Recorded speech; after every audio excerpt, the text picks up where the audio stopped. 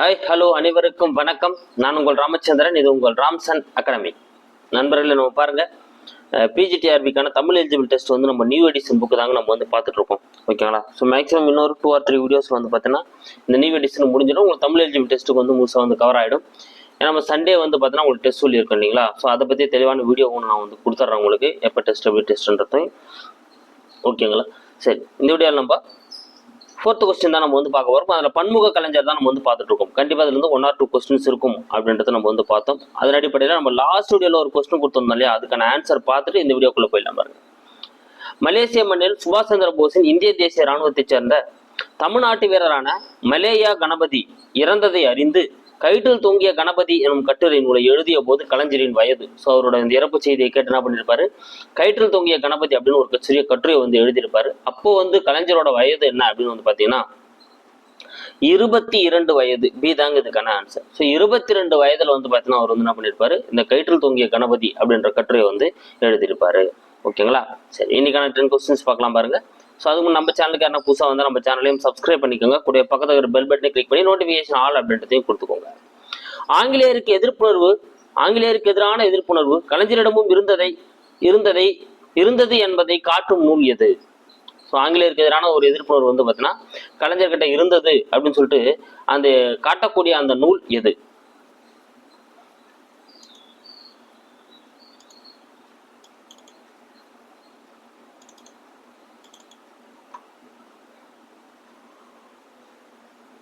Super. எதுங்க? கயிற்றில் தொங்கிய கணபதி. பீதாங்க இதுக்கான ஆன்சர். ஸோ அந்த கயிற்றில் தொங்கிய அந்த கணபதி கட்டுரை தான் வந்து பார்த்தீங்கன்னா இவர்கிட்டே வந்து ஆங்கிலேயருக்கு எதிரான எதிர்ப்புணர்வு இருந்ததை பற்றி சொல்லக்கூடிய ஒரு நூல். கலைஞர் அவர்களின் சிறுகதையுடன் பொருந்தாதது எது? ஸோ கலைஞரோட சிறுகதைகளுடன் பொருந்தாதது எது? நலாயினி. ஆமாங்க, நலாயினி ஒரு சிறுகதை தான், கரெக்டு தான். சித்தார்த்தன் சிலை அப்படின்றத ஒரு சிறுகதை தான், இதுவும் சிறுகதை கரெக்டு தான். தாய்மை அப்படின்றத ஒரு சிறுகதை கரெக்டு தான். ஒரே ரத்தம் அப்படின்றது வராதுங்க, ஏன்னா ஒரே ரத்தம் அப்படின்றது வந்து இவர் எழுதிய புதினம். ஓகேங்களா? அப்போ நலாயினி, சித்தார்த்தன் சிலை, சந்தன கிண்ணம், தாய்மை, புகழேந்தி, அணில் குஞ்சு, இது எல்லாமே இவர் எழுதிய சிறுகதைகள். என்னதுங்க? நலாயினி, சித்தார்த்தன் சிலை, சந்தன கிண்ணம், தாய்மை, புகழேந்தி, அணில் குஞ்சு, இதெல்லாமே இவர் எழுதிய சிறுகதைகள். ஒரே ரத்தம் அப்படின்றது இவர் எழுதிய புதினம். கலைஞர் அவர்களின் புதினங்களுடன் தொடர்பற்றது எது? சோ கலைஞர் அவர்களோட அந்த புதினங்களுடன் தொடர்பற்றது எது? சூப்பர். நம்ம ஏற்கனவே பார்த்தோம், அணில் குஞ்சு அப்படின்றது வந்து பார்த்தீங்கன்னா சிறுகதையுடன் தொடர்புடையது, அப்படிதான் பொருந்தாதது. ரோமாபுரி பாண்டியன், பொன்னர் சங்கர், ஒரே ரத்தம். ரோமாபுரி பாண்டியன், பொன்னர் சங்கர், ஒரே ரத்தம். ஓகேங்களா? ஸோ இதெல்லாம் வந்து பார்த்தீங்கன்னா இவர் எழுதிய புதினங்கள். ரோமாபுரி பாண்டியன், பொன்னர் சங்கர், தென்பாண்டி சிங்கம், ஒரே ரத்தம், இதெல்லாமே இவர் எழுதிய புதினங்கள்ல வரக்கூடியது. அணில் குஞ்சு வந்து சிறுகதையில வரக்கூடியது. ஓகேங்களா? அப்ப டி தான் அங்க பொருந்தாதது.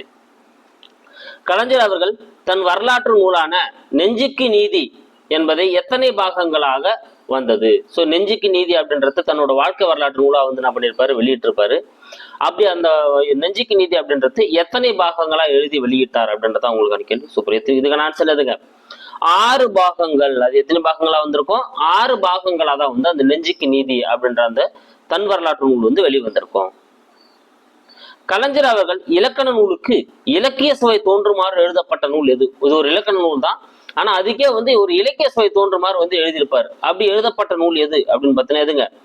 தொல்காப்பிய பூங்கா. சி தான் இதுக்கான ஆன்சர். ஸோ தொல்காப்பிய பூங்கா தான் வந்து பார்த்தீங்கன்னா ஒரு இலக்கண நூலுக்கு இலக்கிய சுவை தோன்றுமாறு வந்து என்ன பண்ணியிருப்பாரு, எழுதியிருப்பாரு. ஓகேங்களா? ஸோ இது எல்லாமே சங்கத்தமிழா இருக்கட்டும், குறளோவியம், தொல்காப்பிய பூங்கா, இது எல்லாமே என்னன்னு பார்த்தீங்கன்னா இவர் உரை எழுதிய நூல்கள். அதுல வந்து பார்த்தீங்கன்னா அந்த தொல்காப்பியத்துக்கு வந்து பார்த்தீங்கன்னா இது ஒரு இலக்கண நூலா இருந்தாலும் இலக்கிய சுவை இருக்கிற அளவுக்கு என்ன பண்ணியிருப்பாரு, உரை எழுதியிருப்பாரு.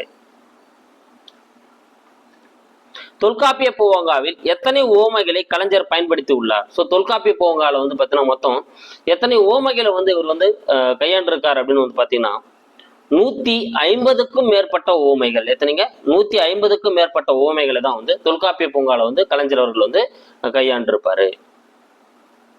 கலைஞர் இயற்றியுள்ள கவிதைகள் எத்தனை தொகுதிகளாக வெளிவந்துள்ளது? ஸோ கலைஞர் இயற்றிய அந்த கவிதைகள் வந்து பார்த்தீங்கன்னா எத்தனை தொகுதிகளாக வெளிவந்தது அப்படின்னா 9 தொகுதிகளாக வெளிவந்துள்ளது. சீதாங்க இதுக்கான ஆன்சர். ஸோ கலைஞர் எழுதிய அந்த கவிதைகள் எல்லாமே எப்படி வந்திருக்கும்? 9 தொகுதிகளா வந்து மொத்தம் வந்து வெளிவந்திருக்கும். ஓகேங்களா? ஸோ அவரோட தன் வரலாற்று நூலான நெஞ்சுக்கு நீதி அப்படின்றது 6 தொகுதிகளா 6 பாகங்களா வெளிவந்திருக்கும். கவிதைகள் வந்து பார்த்தீங்கன்னா 9 தொகுதிகளா வெளிவந்திருக்கும். நல்லா நீங்க ஞாபகம் வச்சுக்கோங்க. கலைஞரின் டேஷ் என்னும் தலைப்பில் அமைந்த வசன கவிதை புகழ்பெற்றது. ஸோ கலைஞரோட அந்த எந்த வசன கவிதை வந்து ரொம்ப புகழ்பெற்றது அப்படின்னு வந்து பார்த்தீங்கன்னா புறநானூற்று தாய். என்னதுங்க? புறநானூற்று தாய் அப்படின்னு சொல்லிட்டு அவர் தலைப்புல எழுதப்பட்ட அந்த வசன கவிதை வந்து பார்த்தீங்கன்னா மிகவும் ஒரு புகழ்பெற்ற ஒரு நூலா வந்து இருந்ததுங்க. அப்போ புறநானூற்று தாய் அப்படின்றத வந்து புகழ்பெற்ற வசன கவிதையா இருந்தது. இந்த 8 சுவை பிட்டுத்தமிழ் கட்டித்தயிர் வட்டில் நிறை கொட்டித்தர பட்டுக்கொடி கொற்றைக்கொடி முத்துச்சார சோழனூர் வருவீரே என கலைஞர் எந்த நூலை புகழ்ந்தார்? ஓகேங்களா? அவர் வந்து எந்த நூலை வந்து இந்த மாதிரி புகழ்ந்து எழுதியிருக்காரு அப்படின்னு வந்து பாத்தீங்கன்னா எந்த நூலுங்க?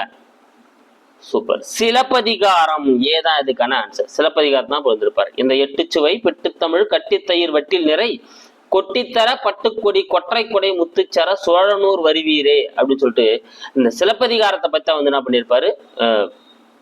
புகழ்ந்து வந்து கலைஞர் அவர்கள் பாடியிருப்பாரு. அப்ப ஏதா அதுக்கான ஆன்சர். யாருடைய மறைவிற்கு பின் வானொலியில் கலைஞர் இரங்கற்பா பாடினார்? ஓகேங்களா? சோ யாருடைய மறைவிற்கு வந்து இரங்கற்பா பாடினார் அப்படின்னா கண்மூடி கொண்டு நீ சிந்திக்கும் பேரழகை பார்த்துள்ளேன், இன்று மண்மூடி கொண்டுள்ள பார்க்காமல் தடுப்பதென்ன கொடுமை, கொடுமைக்கு முடிவு கண்டாய், எமை கொடுமைக்கு ஆளாக்கி ஏன் சென்றாய், எதையும் தாங்கும் இதயம் வேண்டுமென்றாய், இதயம் தாங்க ஏதென்ன எமக்கு ஏதும், கடற்கரையில் காற்று வாங்கியது போதுமன்னா எழுந்து வாவும் என்ன, வரமாட்டாய் வரமாட்டாய் இயற்கையின் சதி எமக்கு தெரியும் அண்ணா, நீ இருக்குமிடம் தேடி நான் வரும் வரையில் இரவலாக உன் இதயத்தை தந்திடண்ணா, நான் வரும்போது கையோடு கொண்டு அது உன் கால்மலரில் வைப்பேன் அண்ணா அப்படின்னு சொல்லிட்டு அண்ணாவுக்கு தான் வந்து என்ன பண்ணியிருப்பாரு? ஒரு இரங்கற்பா எழுதியிருப்பாரு. அப்ப பீதா வந்து இதுக்கான ஆன்சர். அண்ணாவோட அந்த இரங்கற்பா அவரோட அந்த இறப்பில் தான் வந்து இரங்கற்பா வந்து வானொலியில பாடியிருப்பாரு. பீதா இதுக்கான ஆன்சர். ஓகேங்களா? அப்போ இந்த 10 கொஸ்டின்ஸை வேகமாக உங்களுக்கு ரிவிஷன் கொடுத்துற பாருங்க. ஸோ ஆங்கிலேயருக்கு எதிரான எதிர்ப்பு கலைஞர்கிட்ட இருந்ததும் காட்டக்கூடிய நூல் வந்து கயிற்றில் தொங்கிய கணபதி. கலைஞர்களோட சிறுகதையுடன் தொடர்புடையது ஒரே ரத்தம். ஏன்னா நலாயினி, சித்தார்த்தன் சிலை, தாய்மை, புகழேந்தி, அணில் குஞ்சி இது எல்லாமே வந்து எதில் வரக்கூடியது? சிறுகதையில வரக்கூடியது. ஓகேங்களா? சந்தன கிண்ணமும் சிறுகதையில வரும். ஒரே ரத்தம் அப்படின்றது புதினத்தில் வரக்கூடியது. இங்க புதினத்தோட தொடர்பற்றது வந்து பார்த்தா அணில் குஞ்சி எனது சிறுகதை, ரோமாபுரி பாண்டியன், பொன்னர் சங்கர், ஒரே ரத்தம், அப்புறம் வந்து பாத்தீங்கன்னா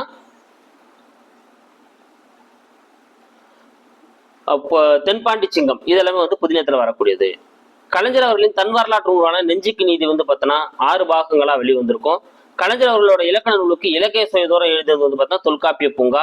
தொல்காப்பிய பூங்காவில் எத்தனை ஓமைகளை பயன்படுத்தியிருப்பாரு அப்படின்னா 150க்கு மேற்பட்ட ஓமைகளை பயன்படுத்தியிருப்பாரு. கலைஞர் ஏற்றுள்ள கவிதைகள் எத்தனை தொகுதிகளா வெளிவந்தது அப்படின்னா 9 தொகுதிகளா வெளிவந்தது.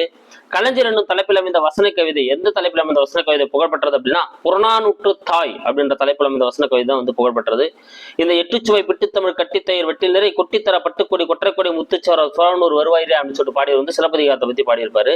யாருடைய மறைவிற்கு பின் வானிலை வந்து இரங்கற்பா பாடியிருப்பாருன்னா அண்ணாவோட மறைவிற்கு இரங்கற்பா பாடியிருப்பாரு. ஓகேங்களா? இந்த வீடியோக்கான உங்களுக்கான கேள்வி, குறள்மணி மாடம் எங்கு காணப்படுகிறது? ஸோ குறள்மணி மாடம் அப்படின்ற அந்த மாடம் வந்து பார்த்தீங்கன்னா எங்கு வந்து காணப்படுகிறது அப்படின்றது உங்களுக்கான கேள்வி. சென்னை, கன்னியாகுமரி, திருவாரூர், காஞ்சிபுரம் 4 ஆப்ஷன்ஸ் இருக்கு. இதுக்கான ஆன்சர் என்ன வரும் அப்படின்றத கமெண்ட்ல கொடுங்க. இல்லை நெக்ஸ்ட் வீடியோ வெயிட் பண்ணுங்க, நான் இதுக்கான ஆன்சர் வந்து உங்களுக்கு கொடுத்துட்றேன். ஓகேங்களா? ஸோ மேக்ஸிமம் இன்னைக்கு இல்லை நாளைக்கான இந்த வீடியோ தமிழ் எலிஜிபிள் டெஸ்ட் வந்து கவர் ஆகிடும். ஸோ நீங்கள் ஒரு பக்கம் ரிவிஷன் பண்ணிட்டே வாங்க சண்டேக்கு. ஓகேங்களா? So thank you guys. அடுத்த வீடியோவில் வந்து நான் உங்களை சந்திக்கிறேன். ஸோ நம்ம சேனலுக்கு என்ன புதுசாக வந்து நம்ம சேனலையும் சப்ஸ்கிரைப் பண்ணிக்கோங்க, கூட லைக் பண்ணுங்க, ஷேர் பண்ணுங்க, பக்கத்தில் ஒரு பெல் பட்டனை கிளிக் பண்ணி நோட்டிஃபிகேஷன் ஆல் அப்படின்றதையும் கொடுத்துக்கோங்க. Thank you guys.